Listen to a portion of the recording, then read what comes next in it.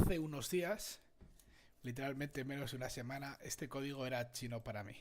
Ahora, gracias al esfuerzo y a muchas horas dedicadas, estoy llegando hasta poder crear redes neuronales con la misma librería que hace un día no tenía ni idea de cómo funcionaba. Bienvenidos al día número 2 sobre el camino para llegar a pertenecer a la gente, al top 1 de más gente que sabe de ella. Os voy a contar un poco lo que he estado haciendo estos días hasta este nuevo vídeo y lo he enfocado de la siguiente manera. Creo que la mejor manera para poder saber de ella es utilizar los estándares, que para los que no sepáis nada de código, en términos de programación están TensorFlow y Torch. Realmente el que más es Torch. Hay mucha gente y hay estadísticas y gráficas donde se ve que la gente que usa TensorFlow se ha cambiado a Torch por el nivel que te ofrece a bajo nivel. Es decir, por lo cerca que puedes hacer las operaciones de la máquina y sobre todo por el poder trabajar con la GPU. Entonces, estos han sido mis 5 días. He estado estudiando Torch y también he estado estudiando un poco de Python. Por ejemplo, veis aquí.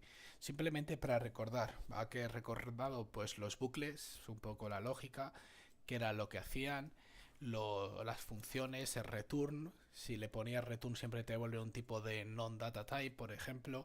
Y cosas que son más secundarias. Es decir, me voy a centrar más en lo de Torch y si algún día aprendo algo importante de Python, sobre todo a programación orientada a objetos, os lo haré saber.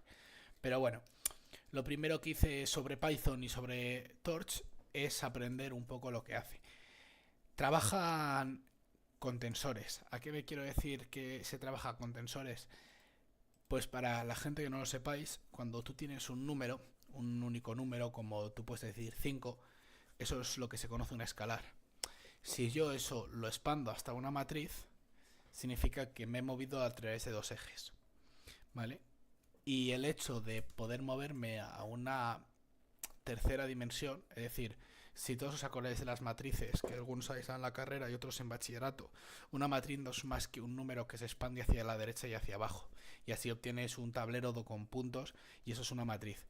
¿Qué pasa? Nosotros vivimos un espacio tridimensional. Cualquiera puede ver una esquina y ve que puede apuntar en esa esquina a tres diferentes direcciones. Pues una matriz es como que solo apuntara a dos de esas tres direcciones. Y si utilizo la tercera, eso es lo que ya se conoce como un tensor. ¿Vale? Es decir, podemos decir que es una matriz en tres o más dimensiones. ¿Vale? Y es lo que utiliza los tensores. ¿Por qué se utilizan este nuevo objeto? Porque es muy eficiente a niveles de... Está programado de tal manera que a nivel bajo, es decir, cuando hablas muy cerca de la máquina, se puede programar con CPUs, que CPUs es la herramienta potente, mientras que una GPU son como mini herramientas, pero que trabajan muy bien a la vez, más o menos para que lo sepáis, y funciona muy bien para eso y sobre todo para la diferenciación automática. Os lo intentaré explicar en el siguiente vídeo, que para los que estáis aquí, que sepáis que va a ser una IA ya entrenada para que podáis testear y jugar y ver lo que hagáis, pero creo que todo el mundo necesita saber las bases para poder llegar a ese nivel, ¿vale? Entonces simplemente empiezo jugando un poco y haciendo un poco de indexación. Al fin y al cabo defino un tensor a través de una lista en Python, una lista que de hecho, como veis, realmente es una lista dentro, son dos listas dentro de una lista. Y estoy viendo el tipo de datos. ¿Por qué? Porque TensorFlow, sí. Torch siempre va a sacar el tipo de datos de los datos que tiene al inicio. Como aquí hay un solo datos que ya es un float, siempre los tipos de datos van a ser float. Si alguno estáis en este punto y queréis que explique de una manera más sencilla, puedo hacer un vídeo, dejar el link en la descripción y que vosotros veáis un poco lo que es lo más básico para que lo entendáis. A mí no me cuesta, me lo decís y no tengo problema. Entonces infiere el tipo de dato. Como este dato es un entero, ¿cómo sabéis que es un entero? Un entero es un número normal, 3, 4. Yo no digo tengo 3.0 manzanas, digo 3 manzanas. Ese 3 es lo que es un entero. Y si le añado una coma, en español, en inglés es un punto, tengo 3,2 no sé qué, o quedan 3,2 kilómetros para llegar al destino, eso es lo que se conoce un float. Y son como los dos tipos de número que existen en Python, ¿vale? Y entonces esto es indexación, que es alcanzar ciertos elementos, y se puede hacer porque los tensores son iterables, es decir, yo puedo ir elemento a elemento jugando con ellos. Entonces simplemente estuve jugando para ver y se lleva muy bien con TensorFlow, perdonad. Torch se lleva muy bien con NumPy. De hecho, yo puedo crear tensores y pasarlos a NumPy Y además podemos hacer objetos que apuntan al mismo tipo en memoria y simplemente jugar con ellos. Es decir, la estructura es que ambos los datos que guardan en memoria apuntan al mismo objeto y puedes jugar con uno y con otro, lo que hace que sea muy eficiente. Luego lo siguiente que descubrí es unos tipos de tensores especiales. Yo le puedo dar una forma, en este caso estoy diciendo dos filas, es decir, yo es como que digo, quiero dar dos saltos hacia abajo y tres columnas, tres saltos a la derecha, para que entendáis un poco con la definición que os dije de matriz. Y puedo crear tensores, pues por ejemplo, de ceros, de unos o un tensor vacío. En el caso de tensor vacío veis que dan unos valores al azar, que normalmente es valores residuales que hay en memoria.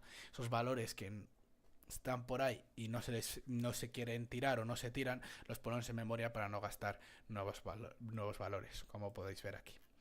Entonces, lo siguiente que estuve haciendo fue probar estas dos especiales, que son especiales simplemente porque el rand es una función muy común en Python y lo que te crea es una uniforme en 0 y 1. Una distribución uniforme es una distribución que yo, si estoy fuera del rango que esta dice, pues por ejemplo en el de 0 y 1, nunca voy a encontrar los valores, y todos los valores que pueda encontrar o que me diga la máquina, por ejemplo, cuando a mí me dicen dame un número del 1 al 10, si eso lo pruebo 1.000.000 de veces y no está sesgado, siempre voy a tener una probabilidad de encontrar un número entre el 1 y el 10. Y siempre va a ser igual para todos los números en principio, pero fuera del rango de 1 a 10 nunca voy a poder encontrar números. Mientras que esta segunda es la distribución normal. La distribución normal es la típica campana de Gauss que se habla cuando hay exámenes, es decir, hay un valor que es la media y alrededor de ese valor que es la media se quedan, bueno, o se distribuyen todos los valores según una desviación estándar, es decir, cuánto me alejo de esa media, ¿vale? Entonces simplemente estuvimos jugando, estuvimos tocando las maneras, estuvimos viendo ciertas propiedades, todas las propiedades que sepáis que es con punto de type o punto y demás, eso es una propiedad porque al fin y al cabo estamos definiendo un objeto como tal, y luego puedo dar en función de un tensor o simplemente de su base, es decir, yo le paso este tensor y estoy creando otro tensor de ceros, como veis el que veis aquí, pero con la forma que tenía este primer tensor, ¿vale? Y también coge el de type. Sin embargo, yo puedo poner aquí, voy a correr esto para que lo veáis, ¿vale? Y aquí ahora mismo puedo poner un argumento que es el de type. Y como veis, por lo que os he dicho, esos son números enteros. Entonces un entero yo puedo poner float, ¿vale? O puedo poner torch.float 32, ¿vale? Entonces, aquí este tensor, el rand, sí que tiene los ciertos valores. Perdón, no quería hacer esto. Esto me pasa por hacerlo sin estar mirando. Bueno, vale. Problemas de la grabación. Estos son problemas que hay por dentro, pero vale. Lo que os quiero decir es... Os lo voy a poner con un caso, entonces yo creo que es más sencillito. Y esto no va a dar problemas, ¿vale? Mira, perfecto. Me vale mucho mejor. Es que el error que me ha dado son errores de cosas de dentro de propiedades que todavía no estoy jugando con ellas, por eso tampoco quiero liaros un vuelo a la cabeza. Yo he definido un tensor cuyos datos son float y pone 64, eso es doble precisión, es decir, que estoy guardando 64 huecos en memoria para que puedan recordar estos números, ¿vale? Entonces yo ahora pongo este con ceros like y hemos dicho que también coge el de type, pero le puedo pasar el argumento de float 32 y ahora en vez de guardar 64 puntos en memoria guarda 32. Como vemos, si no ponemos nada coge el float 64, pero si lo pongo pone el float 32, ¿vale? Luego estuve viendo las operaciones, que hay dos maneras de hacer todas, esto lo escribí yo para que lo vierais, que siempre se hace en element wise, es decir, elemento por elemento. Entonces, ¿qué nos piden? Que los dos tengan la misma forma, porque si tienen la misma forma tienen el mismo número de elementos, es decir, os lo enseño muy fácil aquí. Como veis aquí tienen 1, 2, 3 y 4, 1, 2, 3 y 4, entonces puedo sumar elemento a elemento, es decir, este que está aquí arriba con este que está aquí arriba y así todo, porque si no, ¿cómo los voy a sumar, vale? Entonces tenemos la suma, que simplemente da la suma de cada elemento, pues 6 de 5 más 1 y así, o es lo mismo, ambas funciones llaman a torch.add por dentro, que está definiendo la suma simplemente para tensores. Con el div hay dos maneras, lo puedo hacer con el punto sub o si os dais cuenta, siempre dicen que restar es sumar el opuesto, pues lo puedes hacer con estas tres. La multiplicación con el torch.mul y la división, pues lo mismo, al fin y al cabo dividir es multiplicar por el inverso. Entonces puedes hacer o el punto dip o el punto mul. Y la última, la subir, que es el punto pau, que es el objeto y a qué orden quieres que lo subirlo, ¿vale? Perdón, elevarlo. Entonces, la otra manera que dicen es hacerlo in place. ¿Qué significa hacerlo in place? Cuando yo estoy haciendo esta suma, al fin y al cabo estoy creando un nuevo objeto en memoria. Es decir, estoy guardando, apuntando a esos objetos y decir en memoria, guarda en un sitio nuevo donde no hayas gastado este nuevo objeto que es la suma de ambos dos. Si yo hago esto, esto significa que es una operación in place. Es decir, que simplemente lo que estoy haciendo es coger en el sitio de memoria donde está y decirle, mete B. ¿Vale? Añádele B del propio sitio. Entonces no guarda un sitio nuevo en memoria y por lo que no estás gastando más. ¿Vale? Y las operaciones con un escalar entran dentro de las aplicaciones de broadcasting. ¿Vale? ¿Qué es el broadcasting? Pues para poder hacer broadcasting te tienen que cumplir una cierta serie de condiciones. Tienen que ser todas las dimensiones iguales 1 a 1. Por ejemplo, en este caso se pueden sumar y se pueden hacer operaciones porque todas las dimensiones son iguales 1 a 1. Tenemos los mismos números de elementos. Y si en una dimensión no son iguales, ese número de una de las dimensiones tiene que ser 1 para que se replique tantas veces como el número de dimensiones más grandes, o simplemente no existir. ¿A qué me refiero? Que si yo tengo esta matriz, claro, el 10, si os dais cuenta, es algo, hemos dicho que es algo sin dimensiones, no tiene ninguna dimensión. Entonces yo puedo replicar tantas veces como quiera este 10 para obtener esta forma. Sin embargo, si esto ya tuviera una cierta manera, pues imaginad que es esto, en vez de ser un escalar, es una lista de elementos. Yo no puedo repetir esto un cierto número de veces para obtener algo que multiplique por aquí. Porque si yo pego esto a la derecha, aquí hay solo un 1, 2, 3, pero aquí tendría 10, 23, 10, 23. Es decir, lo pego dos veces y ya no me hacen match, ya no me alinean las dimensiones. Entonces siempre tienen que cumplir esas condiciones para que se pueda repetir tantas veces los objetos y se puedan multiplicar elemento a elemento. Y eso es simplemente un poco el broadcasting. ¿Vale? Y aquí estáis viendo pues que con un escalar multiplica elemento a elemento. ¿Vale? Otra serie de operaciones que son el SQRT, es decir, la raíz cuadrada, la exponenciación, el logaritmo y el valor absoluto, ¿vale? Bueno, otras serie de cosas para que se tengan en cuenta, ¿vale? Por ejemplo, el torch.sum, estos se llaman operaciones de reducción o operaciones de agregación normalmente. ¿Por qué? Porque estoy pasando de una matriz que tiene 6 elementos a un solo elemento. Es decir, en el caso de sum, me va a sumar todos los elementos y me devuelve 1. Y pues se llaman operaciones de reducción, porque parto de una forma principal y voy a obtener una forma más pequeña, que no siempre tiene por qué ser un solo elemento. Por ejemplo, lo podéis ver aquí. Si yo pongo que se sume alrededor de una dimensión, si yo pongo ceros, como que se suman de arriba abajo. Es decir, voy por aquí, aquí y aquí. Y si pongo dimensión igual a 1 es que se suman de izquierda a derecha, es decir, en esta y en esta otra dirección. ¿Vale? Entonces no me voy a ir metiendo en todas las cosas porque no acabaría, pero esto es un poco lo que tengáis en cuenta. Es decir, al principio si queréis aprender sobre Torch, no os voy a poner a que hagáis todo sobre los datos, pero sí que juguéis un poco con ellos y entender cómo funcionan.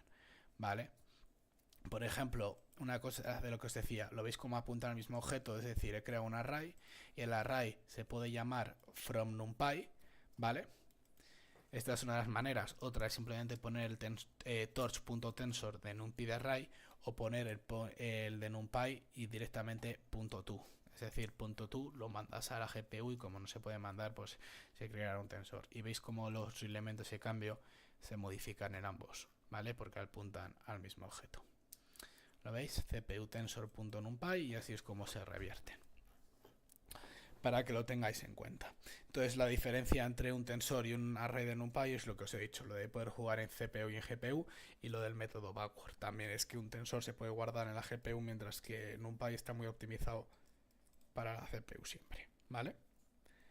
Entonces, bueno, aquí tenéis un poco de indexación, que para gente que programéis, pues es simplemente a coger unos ciertos elementos de una matriz, que no es más que hacer una copia de esos elementos, es decir, lo que estoy cogiendo no lo modifico, sino estoy haciendo una vista. Es como que pongo la lupa y solo estos elementos, pues en este caso estoy cogiendo estos 4, ¿vale? 101, 2, 5 y 6. Es poner la lupa. Entonces, como es una lupa, si yo modifico este elemento, se modifica en el caso principal. ¿Por qué? Porque al fin y al cabo es una lupa, no es una copia igual en datos. Es decir, yo estoy apuntando al mismo objeto siempre en memoria. Indexación booleana, que indexación booleana aquí sí que tenéis que tener en cuenta que está creando nuevos objetos. Es decir, yo si modifico algo en la indexación booleana, estoy cambiando las dimensiones y ahora ya no son una copia, son un objeto nuevo y que ocupa su propio espacio en memoria. Y estas diferentes herramientas, ¿vale? Que son, por ejemplo, el torch.arrange, el x.view y el y.view. El view lo único que hace es cambiar el stride, que el stride son los saltos que se dan de la memoria, y hace que sean de una cierta manera para que sean contiguos, es decir, que solo haya un salto de uno a uno y sea mucho mejor la manera de buscar la memoria. Tampoco me voy a parar en todas estas herramientas, porque son realmente funciones muy básicas, y me voy a poner un poco a hablaros de lo que es un poco lo más interesante, ¿vale? Que es esto último que vais a ver aquí. Entonces, esto es el paso preliminar a lo que vais a ver un poco de las redes neuronales, que simplemente es crear ya las propias herramientas. Pues por ejemplo aquí pongo herramientas y les digo que requieren el gradiente, es decir, esto es como decir que son los objetos iniciales con los que van a poder aprender, y con esto van a hacer un grafo, es decir, van a hacer un dibujo de cómo se hacen las operaciones para poder obtener el resultado final para siempre. Voy a intentar mañana o la próxima vez que siga el siguiente vídeo, ya con una red neuronal, explicar todo para que lo podáis entender de una manera mucho más fácil sin tardar 20 minutos en hablar, ¿vale? Simplemente esto es para que veáis un poco la arquitectura. Requires Graph simplemente es para que veáis que realmente tienen que guardar el sitio en el grafo, y lo del graph este es justamente las operaciones, es decir, cómo funciona Torch por debajo. Pues mira este graph y dice, vale, haz backward. Entonces os voy a poner también en el vídeo que explique un poco más sencillo el cómo funciona la regla de la suma y cómo funciona la regla de la cadena para estas ocasiones, para que lo entendáis, que es lo que voy a estar haciendo por abajo. Entonces aquí es donde me paré, que simplemente es la primera red neuronal, y esto es lo que seguiré explicando en el siguiente vídeo. No se quería explicar todo porque a lo mejor tardo 20 minutos y porque a muchos no os interesará ni la mitad, pero bueno, os voy a dejar el link de abajo que estoy usando para aprender, y de Python por lo tanto no os voy a hablar porque entiendo que la gente que lo veáis ya tenéis unos ciertos conocimientos o simplemente no os interesa y os interesa el resultado final. Así que no tengo mucho más que deciros, lo siento porque este vídeo es bastante aburrido. En el siguiente sí que os voy a mostrar ya algo, una versión utilizable. Así que nada, espero que os guste. Cualquier feedback que he recibido es bien recibido y me comentáis lo que haga falta. Muchas gracias y hasta luego.